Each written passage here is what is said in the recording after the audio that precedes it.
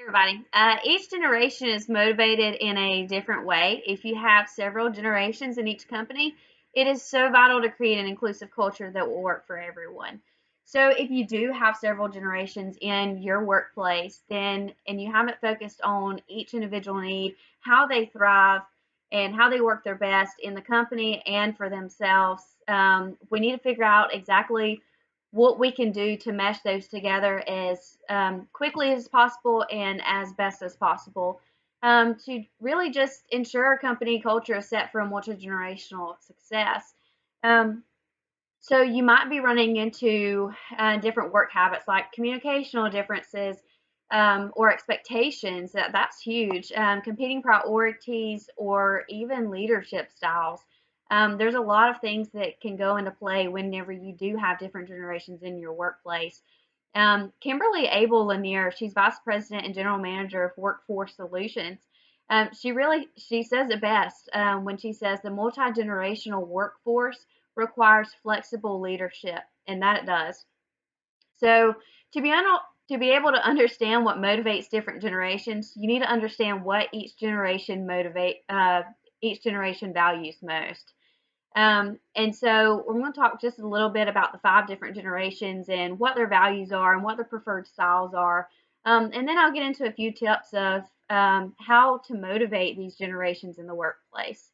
So to start off with, the traditionalists. They're born in 1928 to like 1945, I believe, and they're motivated by and money, and they want to be respected, and that's really key for them. So then the baby boomers, 1946 to the 1964, they're motivated by monetary rewards, but also flexible retirement planning is huge. Then there's Generation X. That's 1965 through 1979, and they value bonuses and stock as monetary rewards and flexibility. Then you have Generation Y, 1980 through 1995, and they value stock options as monetary reward and values feedback greatly. And then, of course, Generation Z, 1996 and up, they're interested more in social rewards such as mentorship and constant feedback than money. And then, of course, everyone knows Generation Z is super tech savvy. And then the traditionalists, they're not as tech savvy at all normally. So then, whenever you have all these different generations that just clash, you can also turn this around for the good and be able to mesh them together with their preferred work styles. So you'll be able to see a little bit of a similarity with every single one of these work styles. But the traditionalists are subtle. They love personalized recognition and feedback. Then there's the baby boomers, and their preferred style is acknowledgement of expertise, prestigious job titles, parking places, and big offices.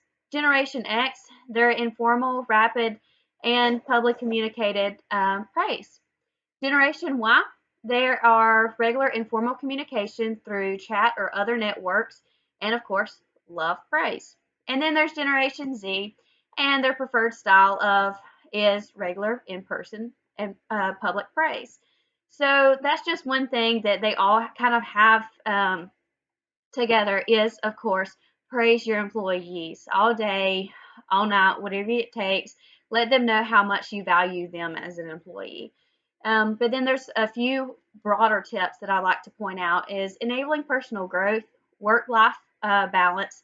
That's huge. Enhancing employees' well-being, wellness, performance management, and employee branding are 3 programs that offer added value to workplace for everybody.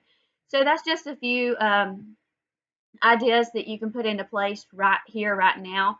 But just being able to understand that there are different things that each generation craves and each generation values is very important. And if you do understand that, you're able to identify exactly what their needs are. Thank you.